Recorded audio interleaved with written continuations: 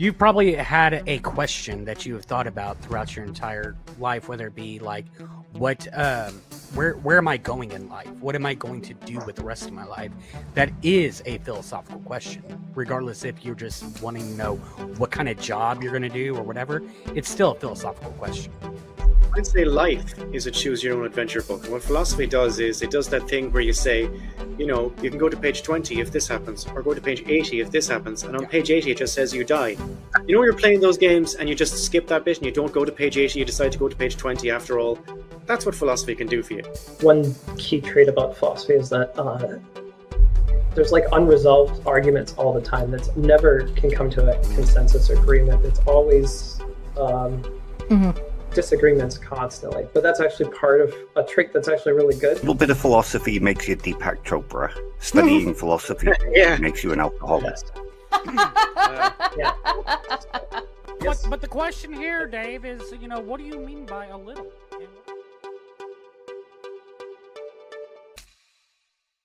Hello, everybody. Welcome back to Living with Philosophy. It is the first Saturday of the month, and it is March 1st. Congratulations. Welcome to March. We have made it 2 months into the year of our Lord 2025, and what a shit show it has been. Dave is not with us today. He got called away to some family-type function of some sort. I don't know. I assume he's having a bad time, and we wish him well for that. I've got the other three with us, and Frustrated is actually on time for once. Congratulations. Welcome, welcome, welcome, everybody. I know we should celebrate my my accomplishments here. Yeah. I mean, I appreciate it.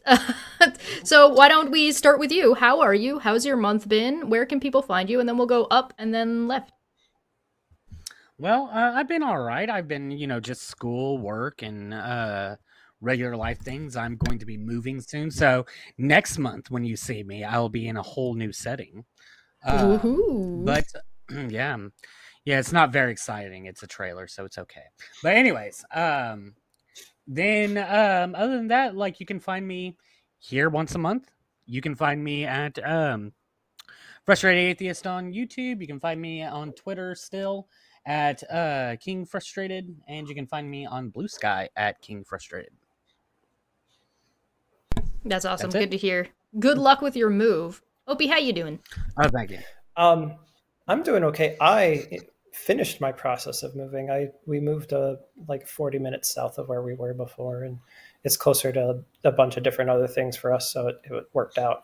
But I'm still like just finally settling in over here too. And on top of this, like I have school at night and I work full time, so it's been quite a month.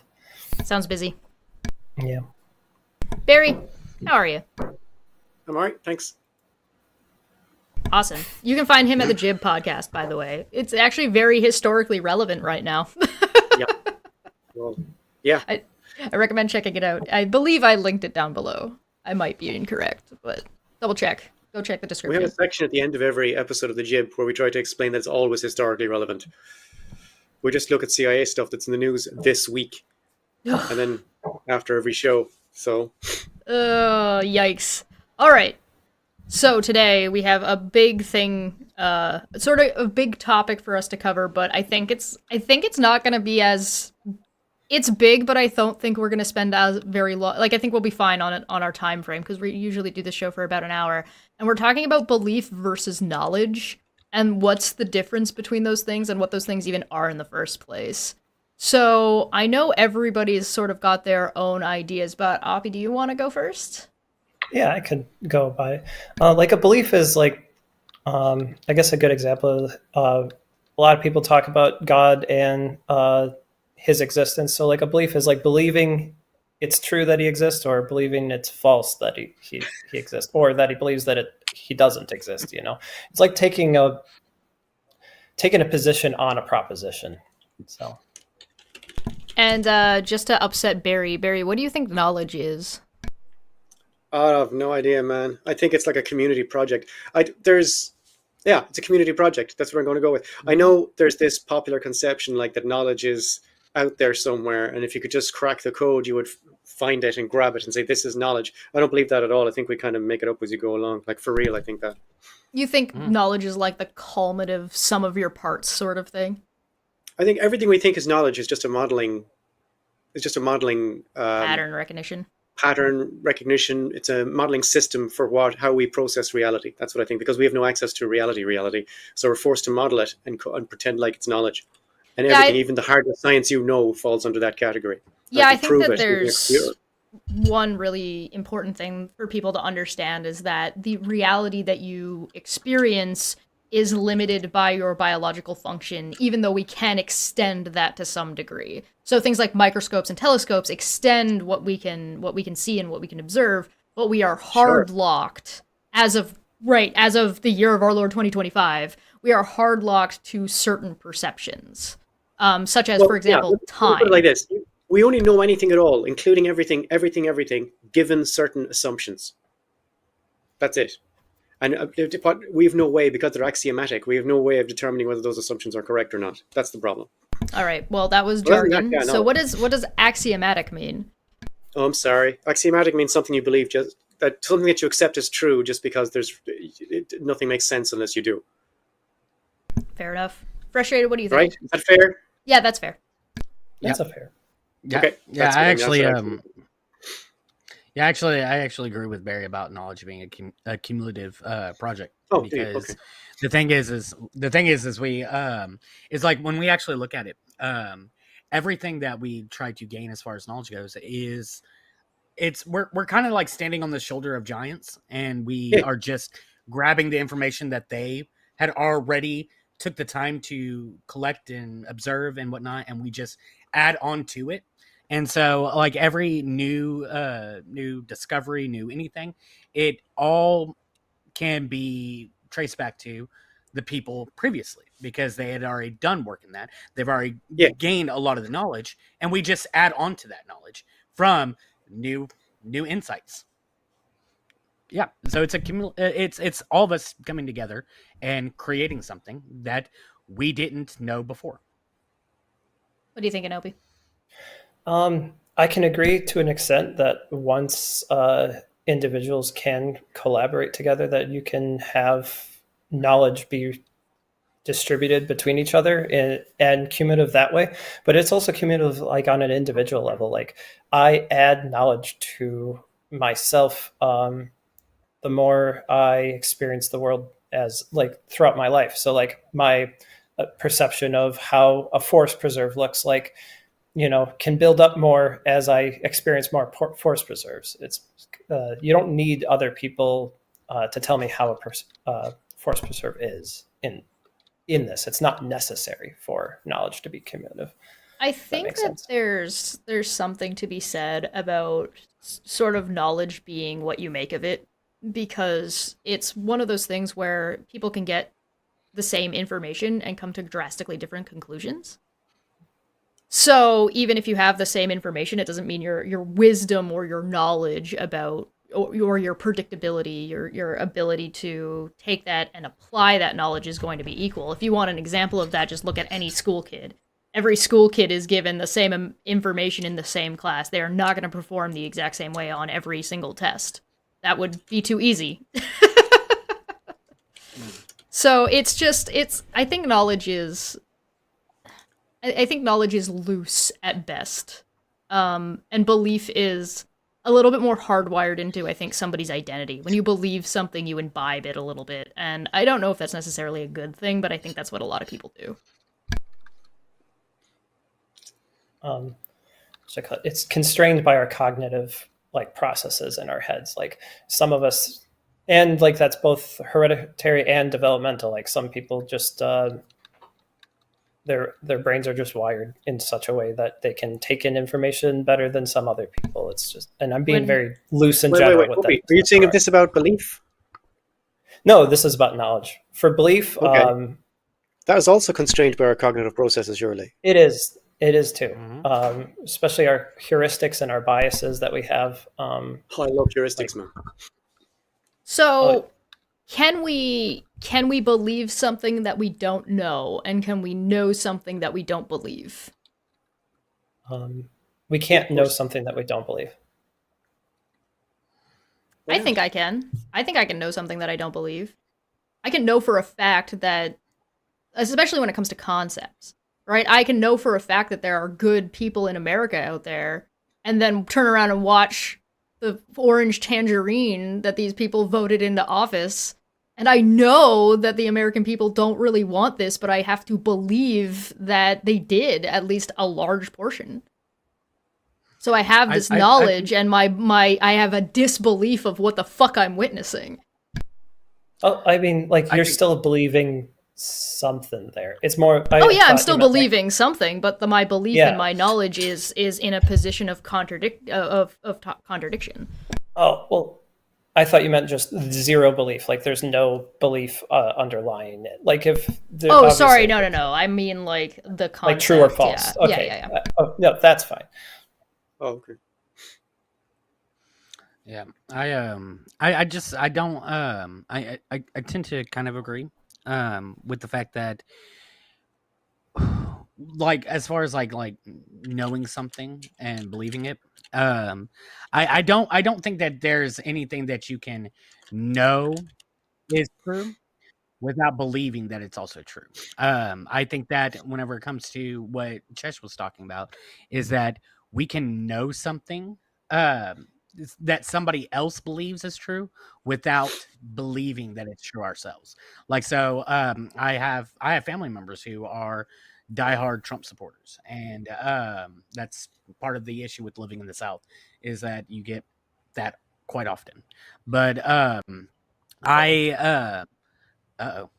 Did I freeze up for a little bit? Keep going. Am I good now? You're Okay. good. So I know that they believe that he is better for the country. I don't believe that myself, but if I'm having a conversation with them, I can always compartmentalize that and be able to, like, talk to them as if what they believe is true. But that doesn't mean I believe it. Barry, you got any thoughts on this? Yeah, I think you can know something and not believe it. You can believe things and not know it, and people are weird and crazy and nuanced all over the place. I believe loads of things I don't know, and I know loads of things I don't believe.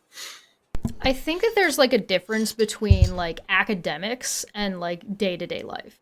So, like, in academics, you can't have a piece of information or have a piece of knowledge and then behave as if that piece of knowledge does not exist if you want to succeed or just fail continuously at progressing whatever scientific endeavor you're going into. Yeah.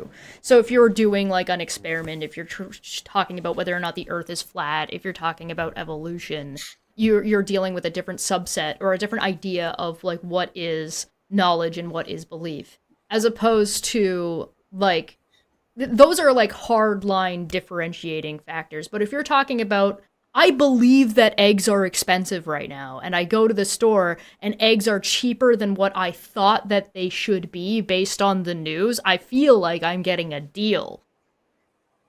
So you believe you're getting a deal because your knowledge is, like, right, and those things become very, like, very loose, very wibbly wobbly. So when you're having a debate, yeah, that matters. Or if, like, you're debating your family, Trump is good for the country. Well, why do you think that? Where is this belief coming from? By what knowledge are you using to come to this conclusion that is leading you to a belief? Yeah. Well, I think if you knew everything you believed and you believed everything you knew, there'd be no difference between knowledge and belief. Yeah. Basically, yeah. Well, yeah. So it's asymmetric in that, for me, then, knowledge, you need beliefs for it, just because like Chess said, the more academic style of, like, in the structure of knowledge, you have to hold something to be true or false to act on it. Yeah, I would say that it's a natural one follows the other, right? When you have knowledge, you come to a conclusion. When you come to a conclusion that, depending on how, like, serious you are about that conclusion, it becomes a belief, like how much it matters to you and that's, like, such a subjective thing where it's like, do I believe something about this knowledge that I have? Do I have an opinion about this knowledge that I have, or do I just have this knowledge and I'm not coming to a conclusion because, one, it's not enough knowledge, or two, I'm not invested in whatever I'm considering at the moment? I think I have a good thing that we can then start on, is not just knowledge and belief, but, like, how we come to get to those things, the inquiry for them specifically. And like Pierce talks about in his essay, The Fixation. Yeah, I know in the fixation of belief, there's multiple different methods. Like there's the method of tenacity, which is just being stubborn with your beliefs. And like, that's not going to get you too anywhere, but it is a method that humans do use to like hold their beliefs. And, you know, it's like, really do believe that eggs are cheaper right now, even though maybe they're not, or something like that. It explains tradition. Yeah. Or method of authority, where you're using like some sort of external authority, like institutions or governments or cultural traditions themselves. Like that can influence our beliefs on it because, hey, that big guy told me so and stuff like that. That you see that all the time. Yeah. The a priori method, it's just rationality. You get these hyper like STEM bros being, even though they're not being a priorist, but like you start seeing these a priorists just reason is the only way of method. It like you can't really get anything from external world. You have to think like Descartes and, you know, I think, therefore I am. And then there's the scientific method, which I personally, I think is the best method. At least it has a way to self-correct itself. One of the things about these kinds of conversations when you're having them is you need to know what conversation you're in. Are you talking to a religious person? Or are you talking to a scientist who is also a religious person? And what is the subject? Who are you talking about and what are you talking about? There's a lot of people. Yeah, there's a lot of people who assume that they know the conversation that they've entered into, and they don't. Like very, very often, especially on social media, that's a huge thing. People like just because it's just out there and it's everywhere. And so if you're operating on the assumption that like the old rules on the internet, like, oh, there are no girls on the internet, or everybody on the internet is an American, like a white man. Like that's, you're just making these assumptions of when you're imagining or you think of who you're talking to on the internet. A lot of people will assume they're basically talking to somebody who is like them, whoever that is. And then there are people who are minorities who don't make that assumption and will actually go the opposite way. And neither of these assumptions are good, by the way. You shouldn't assume who you're talking to because you're talking to an avatar. You don't know who they are. They might not know who they are. Have you ever seen the presuppositionalists arguing online about God and so on in religion? These crowd of people called the presuppositionalists. Have you seen them?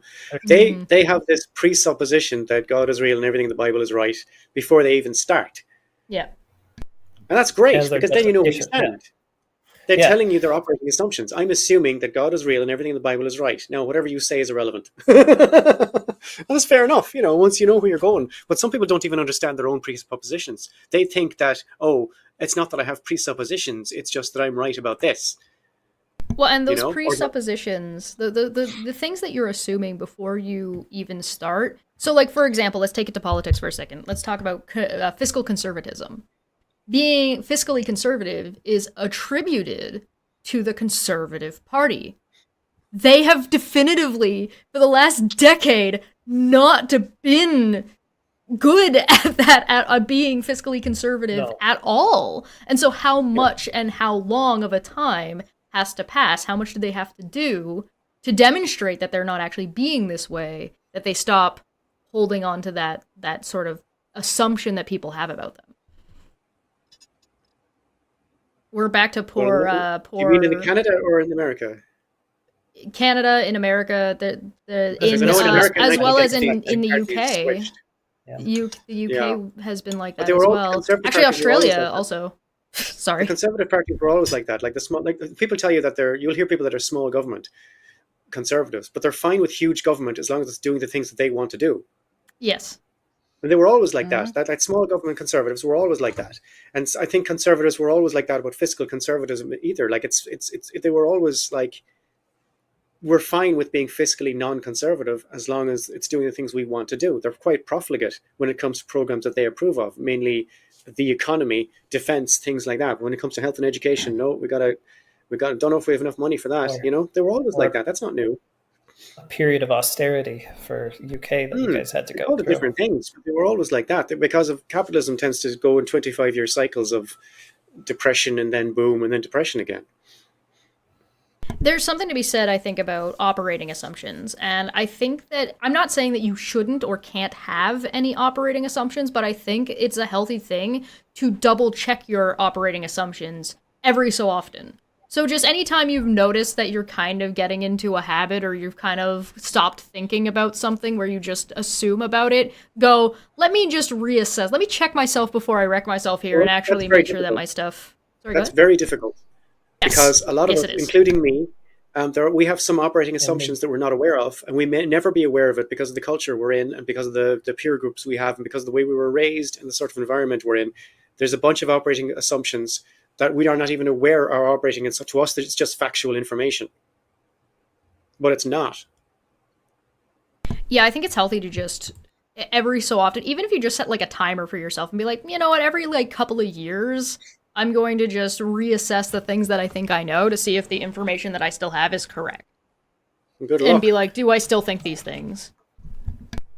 I think an important example is like how humans respond to optical illusions. Like what we're seeing is like it in and of itself, those habits that we're used to. But like there's so many things that trick the eye that can mess with that. That's very interesting because optical illusions, when you see something in an optical illusion, that's not a mistake. That's your eyes functioning correctly.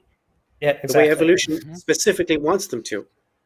So if your eyes are taking in these shapes and forming patterns that you didn't want to form, and that's the correct operating system for your visual field, and it's also, you can do the same thing with your ears. You can create ear illusions as well. You can hear things that you know aren't there by listening to certain sounds in a certain pattern. Your cognitive processes are doing exactly the same thing. It's the correct functioning of your cognitive process via evolution, but it's leading you to all sorts of bonkers conclusions.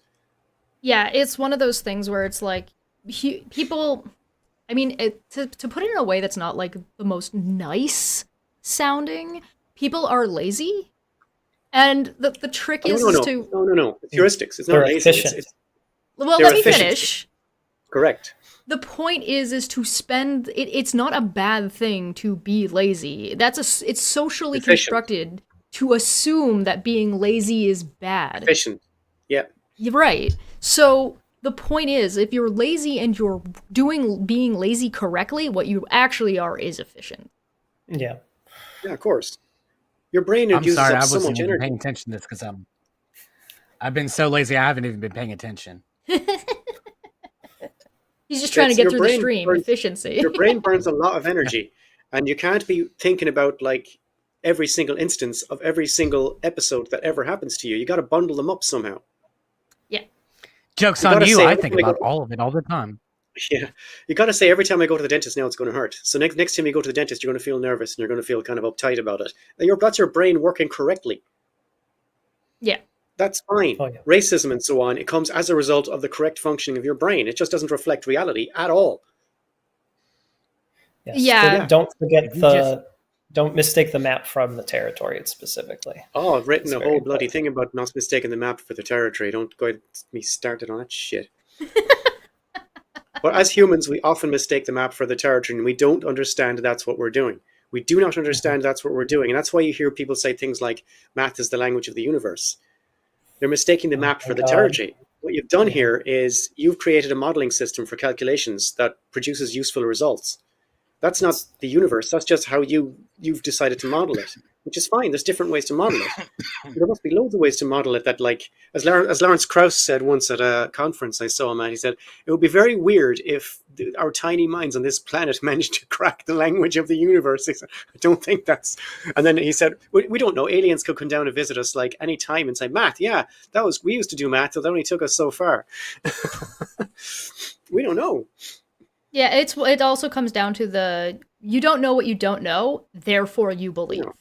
Right? You can't know whether or not you've reached the end of something because we do not have a full scope. Oh, we couldn't have possibly have. Yeah. It's best to take a more pragmatic approach to knowledge than try to make it absolute or like incorrigible, and stuff like that. Yeah, we believe these things because... up that word. Corrigible or incorrigible? Incorrigible? Incorrigible means cannot be corrected. Okay, yeah, that one. Corrigible means can be corrected. Yes, no, be corrigible and pragmatic with your knowledge systems. Okay. Update it when something proves you wrong. I put a lot of value into pragmatism personally. I think being pragmatic and trying to be consistent is two things that basically like get me through life. Where it's just like, things are the way they are. we try to look at them as they are without judgment. And then once you can recognize what they are, then you can start judging things and being like, what do I like? What do I not like? What is useful to me and what is not useful to me? And is there a greater use for something? And if you can kind of like, it helps me get through shit. To be like, do I care about this? Is this something I need to concern myself with? Yes, no. I like pragmatism. You know what? I think Dave is not on a family outing, and he's just debating Leon still right now, and he's just wasting time with that. Motherfucker. I want to get those two on a stream together, but they won't answer me. God. No, don't. Why not? I dug myself in there. It was not worth that. It's not pragmatic to go in there. Not worth. Fair enough. No, it's not. It is a waste of whatever you thought think it too. could be a waste of. It's a waste of that. I think the consistency is the part that once you have decided what the things you value are, because again, we're not here to tell you what you should or should not value. That'll be on our episode about ethics. But what you should... That'll be on our episode about axiology. That too. Yeah. When we get to the point of you've sort of started coming to the conclusions about who you are and what you believe and what your principles are, then the value to those principles only comes if they are consistent. If you have these values and you're not consistent about how you apply these values, then what's the point of having the value? There's the pragmatism. Yeah. But you see, people tend to have these things in their heads called values that they think are abstract. And then how are you going to pragmatize your way out of that? It's very difficult, including me. I have ideas in my head that I assume they're not, obviously, but I think they are. I think they're abstract ideals I have in my head, like moral principles and so on.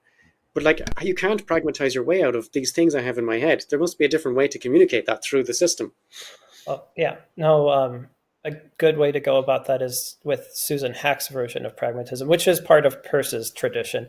It gets away from that over-coherentist, like internal consistency, circularness, by actually getting out to the actual world by having some foundation with your sensory experience specifically. It's kind of like bringing something down and distilling it into like the lowest possible level. So, and like depending on your personal view, you're going to ascribe, different attributes to those things. So if I say that I think any action that's taken should be considered about how beneficial it is to yourself and the people around you, because benefiting the people around you also benefits yourself.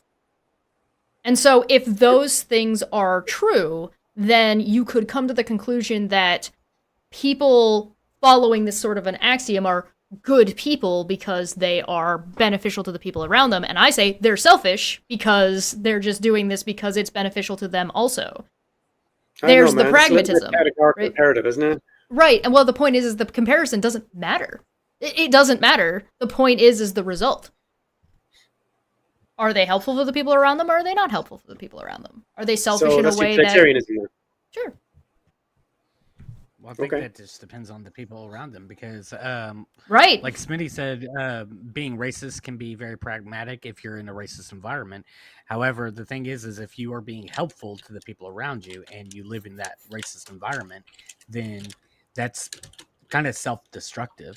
Yeah, so that's a short-term versus long-term. Are you looking in a short-term, or are you looking in long-term? Racism is, in the long-term, bad for society. Yeah, but it's bad for. But in the short term, it's good for my plantation. You are not right.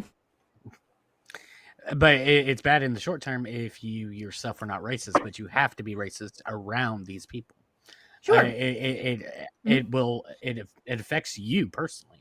And yeah, you're talking about the survivability. Yes. Yeah. Well, I guess so.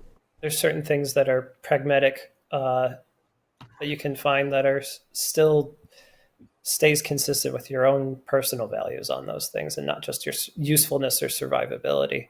Like, do you go to the clan meeting so you can keep up an appearance to run an underground railroad? And network. I mean, there is that. Yeah. But there's also like, do you stand up to it even though you might get martyred for it, just so that you can die in dignity too? And that's not pragmatic in some ways, but it is pragmatic for yourself.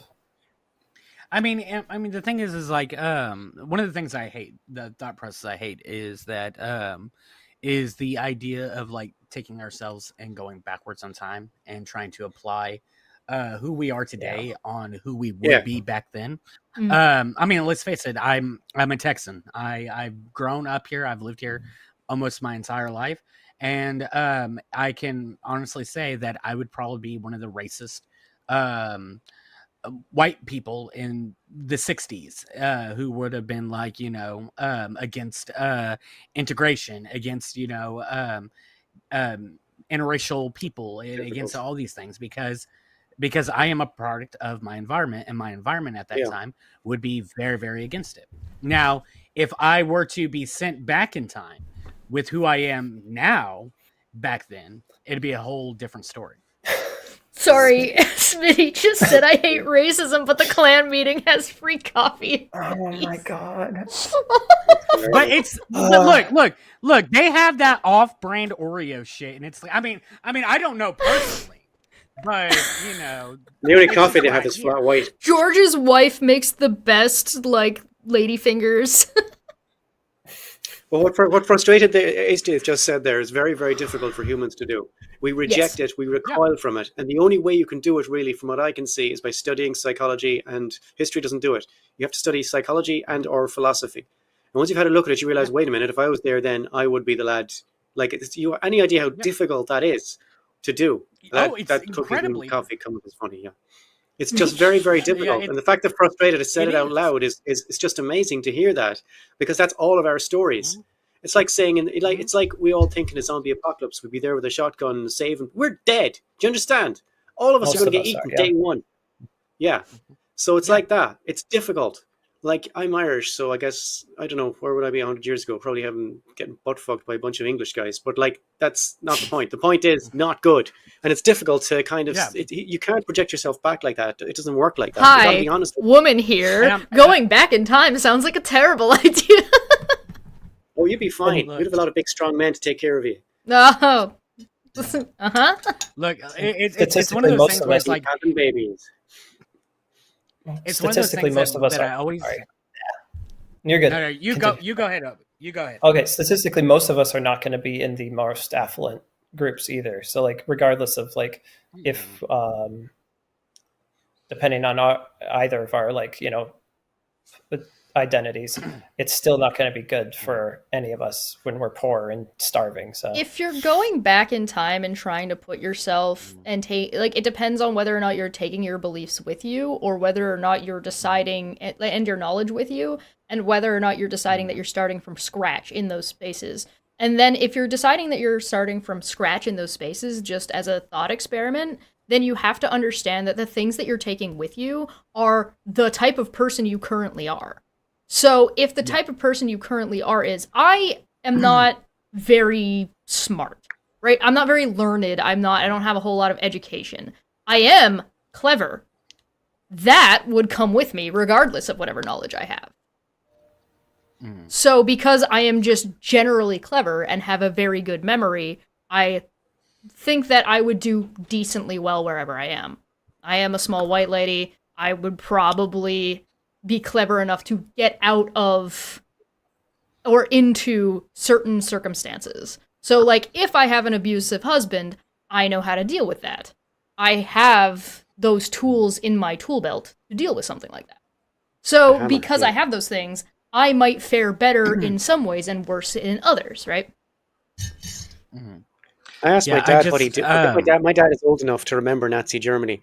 And I asked my dad, because he's 90 years old, I asked my dad, what would you do if you were in Nazi Germany? And I said, I'd fucking shut the fuck up. He'd said, I'd say nothing and do the best I could, like, as secretly as possible. He said, not like you. I said, what do you mean? He said, you'd be in the fucking camps day one, 8 o'clock. He said, sure, look at you can't shut up. You don't know how to shut up about anything. You'd be in the camps day one. I said, yeah, thanks. I mean, it's my dad. Yeah, I wouldn't have to worry about it.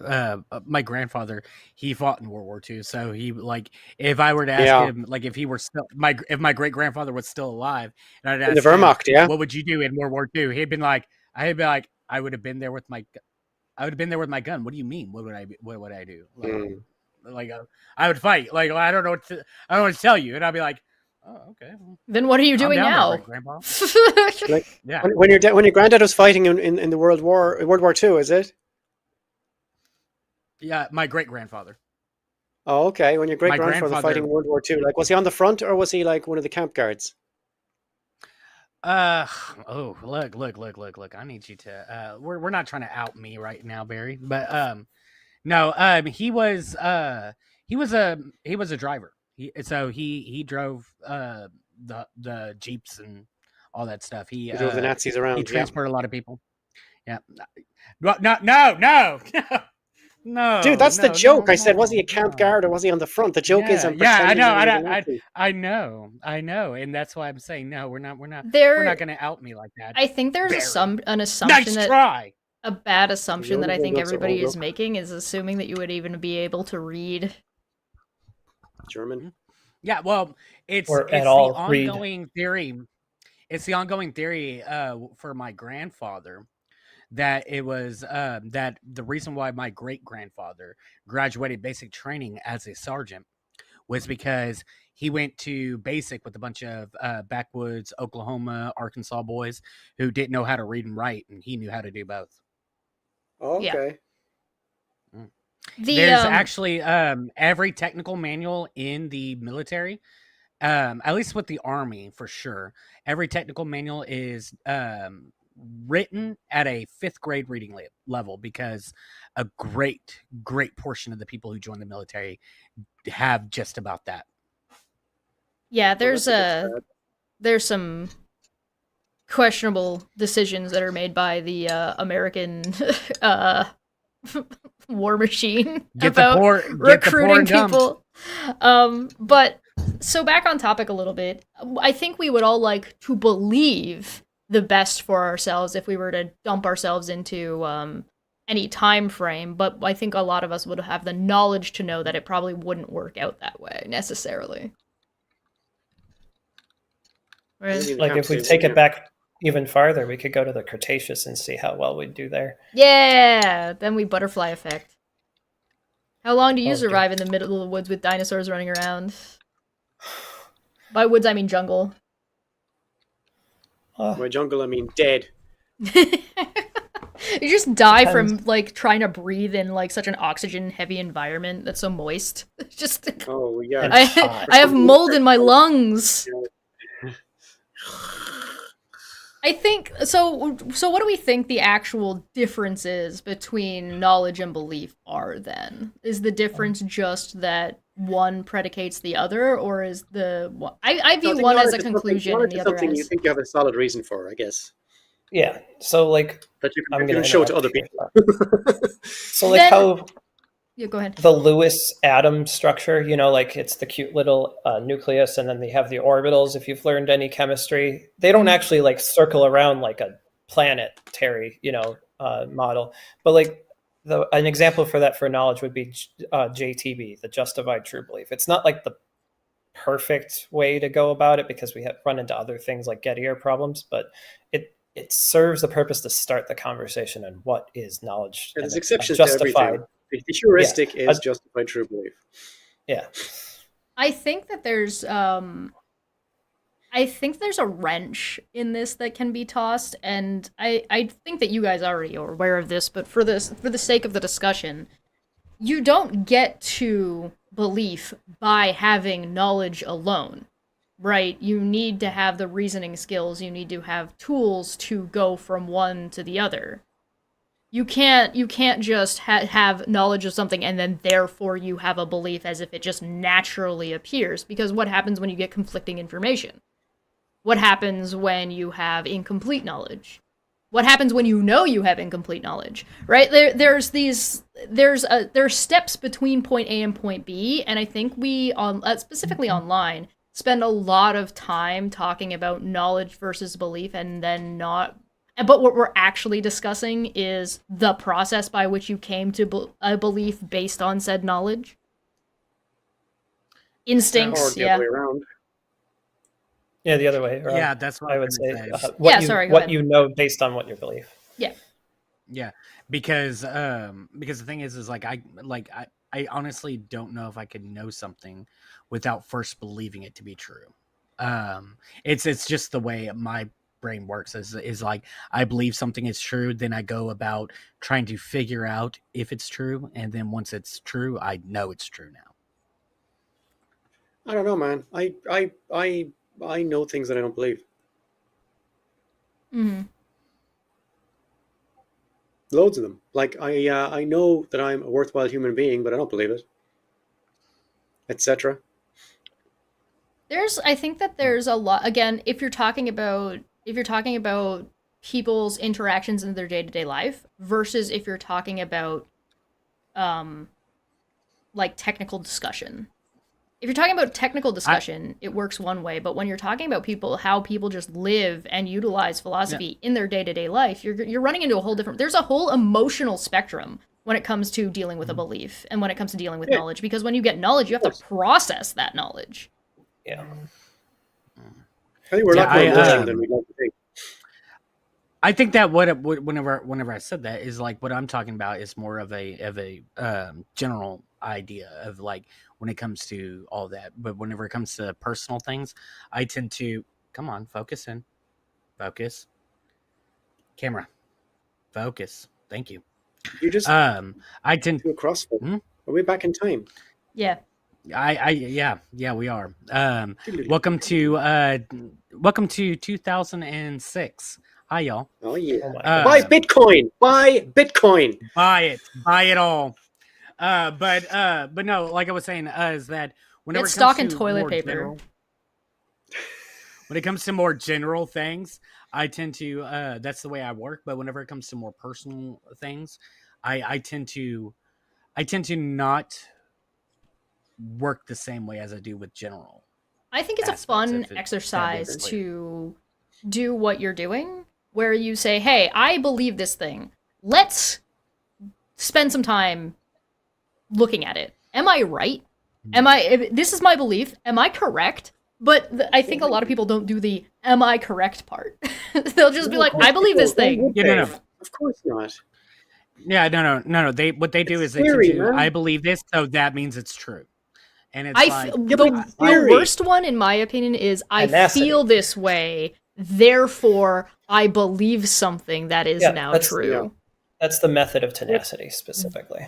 And it's really, terrifying. and like it's fine to process that, and it's fine to like have that visceral reaction to things, but when you then impose your delusion that you now have based on your visceral emotional response to something. This is like your classic, what you'll see like a narcissist do.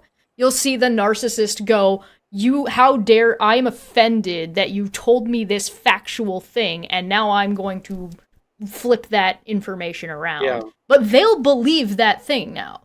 They believe that thing because they felt a certain way about it.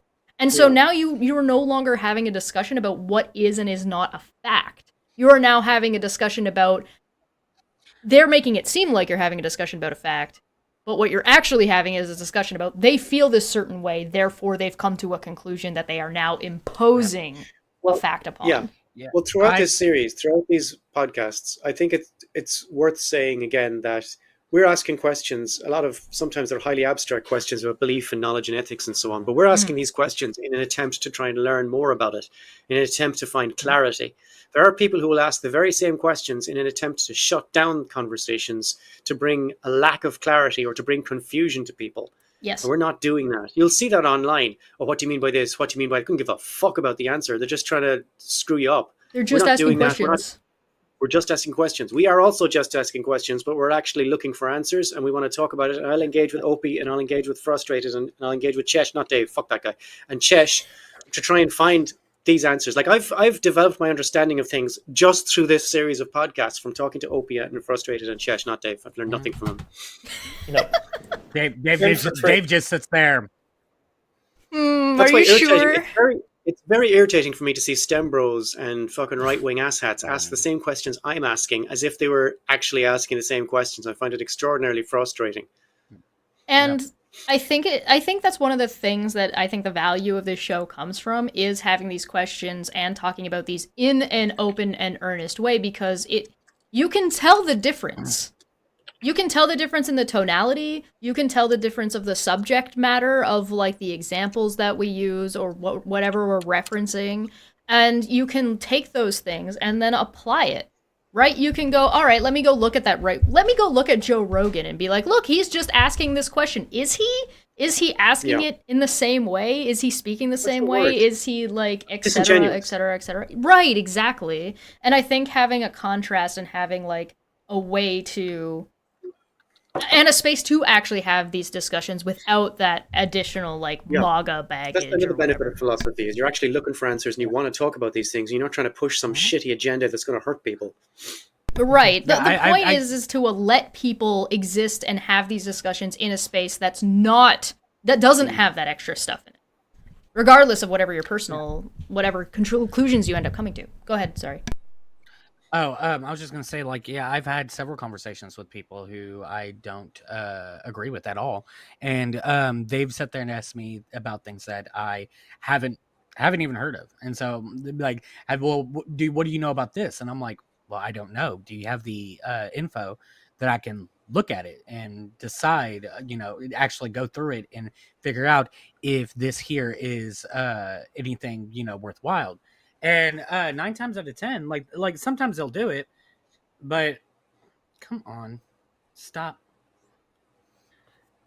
Damn camera. I've never had this issue. He's struggling. It looks like there might be a smudge on it. I'm just glad everybody else can see that happening too. Yeah, I know, right? I see it, and I'm like, come on, focus in. It's just having an issue with focusing. That's all it is. Oh, these things are kicking in a bit early. I know, right? There we go. See, now it's focused in.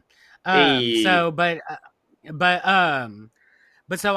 sit there and I look at their information and I go through it and I like, okay, well, this here, like 9 times out of 10, they'll give me an article that is usually from some extreme right group that whenever you actually look at the credible reporting. Yeah. It'd be like you look at the credible reporting and it'll sit there and say, yeah, it's dubious. And I'm like, yeah, no, you for starters, you should really get better sources. But then, but it doesn't matter because every time I argue with them and I come with sources that are really good sources, like, hey, this is what's happening. They sit there and they're like, well, I just think it's weird because, all this stuff here and, look at the timing and this and this and that. Oh, they didn't even read it. No, they didn't. They didn't even open. And I'm like, are you fucking kidding me? Like, I take the time to look through your sources and you don't even have a second to look at mine? Mm-hmm. I have a very similar experience. So people will come at me I'll make a tweet and they'll say blah, blah, blah. And they'll say, oh, your source is Al Jazeera or your source is BBC. I can't believe those are your sources. You don't trust the media sources. So, of course, my natural response is always, well, what sources do you recommend I trust? And they'll either total silence. Okay. Total silence. You mean the Southeast Asian service? No, Pigeon. The Pigeon one. I don't think it's Southeast Asian. I think it's somewhere in Africa. Caribbean. Oh, African. Look, okay. My sources are all Muslims, okay? Yeah, but for these people who said, "Oh, BBC is too biased," or Al Jazeera is one of the least biased news sources on the planet. But let's say they'll say, "Well, what's your sources?" And it's always some obvious wank on YouTube, or what Frustrated Atheist said. There's some stupid shit, or just my uncle told me. I think that there's something interesting when it comes to, don't believe the mainstream media, they're corrupt, particularly if the person saying this is American. And the reason that that tweaks my ears a little bit when again, specifically an American says something like that is like, okay, but who's controlling the media? Oh, the deep state. Oh, you mean your president? Jews. So why do you now not trust this media, or why did you not trust it and now you still don't trust it? Like this doesn't comport with reality, which is why I'm trying to the Jews, not the Jew lasers. There's I'm trying to get at today. No, Jess, it's the Jew moon lasers. Moon lasers specifically. Oh, that just makes me think of Sonic the Hedgehog and Eggman. You can't do this to me. Ooh. This is why I think it's interesting, or why I think it's poignant to talk about how you're not arguing with facts. You're not arguing with somebody who is engaging in a conversation. You're not arguing about knowledge. You're arguing with a belief. And once you recognize, what? They don't know that. They don't know. No, they don't know that at all. But if you know that, you can change the way you're approaching the discussion. Yeah, and block them. Oh, sure, yeah. That's an option, yeah. Opie, what are you thinking? Well, I mean, we've all been discussing different ways people have been using methods for inquiry, and all of them aren't the scientific method that we've been discussing. And why each and every time they're not using the scientific method that they run into these pitfalls that constantly, you know, either if it's authority from these sources that they think that there are the scientific method is extremely limited. Oh, of course. But if you can apply the same kind of epistemic rigor from them, you can apply that to even history or literature too. Like, what is the better interpretation of what is it, King Lear's play? That's you can do about it better than like, oh, because whatchamacallit said so, that this is the best interpretation, or oh, it made me feel this way, and therefore apply the scientific method to an aesthetic evaluation of King Lear. You can have y'all ever thought, like, how do you validate any of the results you get? What I feel. It's more difficult, obviously, with more literature stuff, but you can apply whatever criteria is more rigorous for it. Then you can see that there's certain academics that are better at interpreting. I think what you mean is like, so if, for example, if I wanted to take a character from King Lear, and let's say it is the king, and I want to draw conclusions about who the king is as a person, you could apply the data in the book and utilize a scientific methodology to say, well, I have this much data about this, and I have this much data about this, and therefore I can say X, Y, or Z. Is that what you mean? Yeah, but also, I mean, it's going to run into underdetermination, which is a big word I could explain later. But same thing with science, it runs into the same problems. It's more of like, what all can you the language do about? Depends on underdetermination. Oh, of course. So, sorry, go ahead. No, yeah. So like with underdetermination, it's more of like you can have a million or infinite number of interpretations of the same words that you're reading on that script specifically for this. And like some of them are very ludicrous, you know, like it doesn't make sense that King Lear believes that unicorns are pink or like unicorns are pink, or that space shuttles exist in his time frame. Like those aren't the best interpretations, but the ones that are closer and closer to like what seems coherent, you know, for the time. I know thee well. A serviceable villain, as duteous to the vices of the mistress's badness would desire. Set you down, Father. Rest. King Lear is a great play. It is a lot of fun. I think that there's a long time since I read. My personal favorite is Macbeth. There's is what? Macbeth. Oh yeah, the shortest one. You lazy bastard. That's why. Efficient. Yeah. The one without the subplot and all the blood. Yeah. No. So the reason why why that one's my favorite is mainly because of one scene, and that's the scene whenever because of course Macbeth gets this prophecy from the witches who sit there and say, you know, once this force picks up and attacks the castle, that will be the end of your reign. And he and just watching, like, just the fact that the force doesn't actually pick up and move.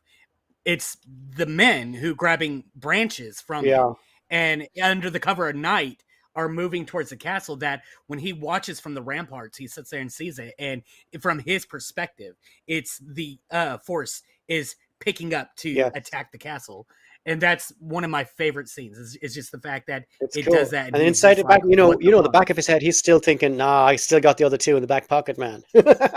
yeah, exactly. And so it's just so, I can turn this around. I love that scene.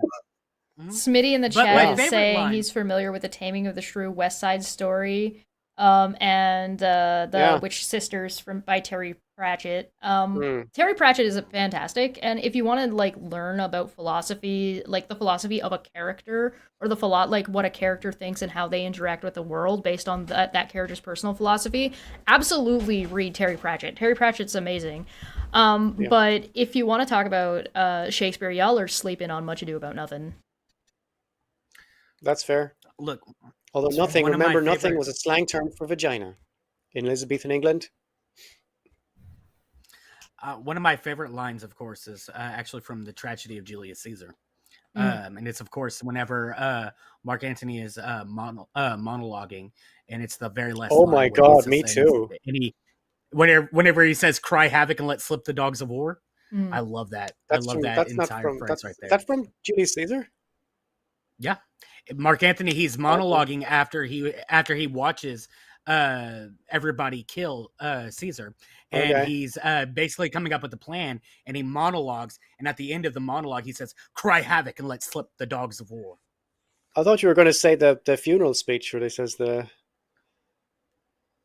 Oh, the funeral speech. and Brutus was an honourable man, as are they all honourable men. Thrice hath the little Perkle given me the crown, and thrice hath he refused it.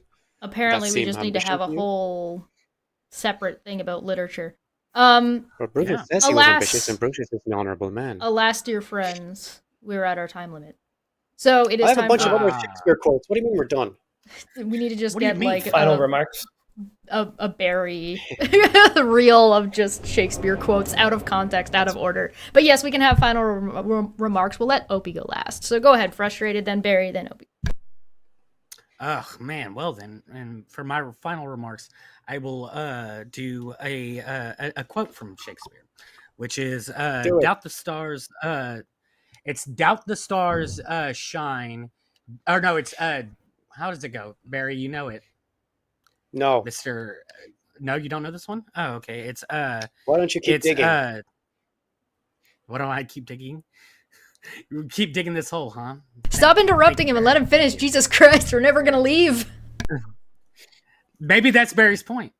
But it's doubt the stars do shine, doubt the earth does move, doubt truth to be a liar, but never doubt I love. I like that. Isn't that lovely? Yeah. He's saying it to somebody whenever she was second guessing the character's how the character feels about him, about her. All right, Barry, what do you got for us? My quote will be from Macbeth. It's that which is without all remedy should be without regard. What's done is done. There you go. That's a good one. I'm not going to do anything cool like Shakespeare, but I'll The word you're looking for is Fuck you. pretentious, not cool. Yeah. close in time. What's it called? There's a paper by Silla, Agostino Oh. Silla. He's an Italian Baroque painter, but he also was a scientist and a paleontologist back then in the 1600s. And Nice. one of his treatises is The Vain Speculation Undeceived by Your Senses. And it was a riff on all the religious explanations for how the fossils got into the ground. And he was actually like, yo, these are actually fossils from living Oh, creatures. nice. So they're real. They're not, you don't have to make up stories about this stuff or speculate like nonsense. That's cool. Well, that is our show for today. We got a little bit off our topic about knowledge and belief, but I think it's Yeah. all relevant. It's one of those things where you can't talk about belief without talking about psychology. You can't talk about knowledge without talking about like things that are like the scientific method. It's a big topic to cover, and maybe we'll delve into one of these specific types of things at a later. Like I said, the point of this show is to bring these concepts, these difficult things to think about, and just make them a little bit more accessible for people. So hopefully we were able to do that a little bit today. Thank you so much for joining us. Like and share and subscribe. You won't be seeing me on my main channel too much. So if you're looking for me, you're going to be able to find me here. And we'll see you guys next time. Have a good day, everybody. Bye.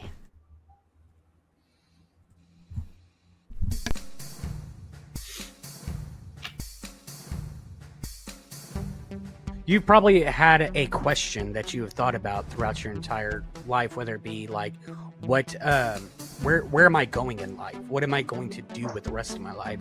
That is a philosophical question, regardless if you're just wanting to know what kind of job you're going to do or whatever. It's still a philosophical question. I'd say life is a choose your own adventure book. And what philosophy does is it does that thing where you say, you know, you can go to page 20 if this happens, or go to page 80 if this happens, and on page 80 it just says you die. You know, when you're playing those games and you just skip that bit and you don't go to page 80, you decide to go to page 20 after all. That's what philosophy can do for you. One key trait about philosophy is that there's like unresolved arguments all the time that never can come to a consensus or agreement. It's always disagreements constantly, but that's actually part of a trick that's actually really good. A little bit of philosophy makes you Deepak Chopra. Studying philosophy makes you an alcoholic. Yeah. But the question here, Dave, is, you know, what do you mean by a little?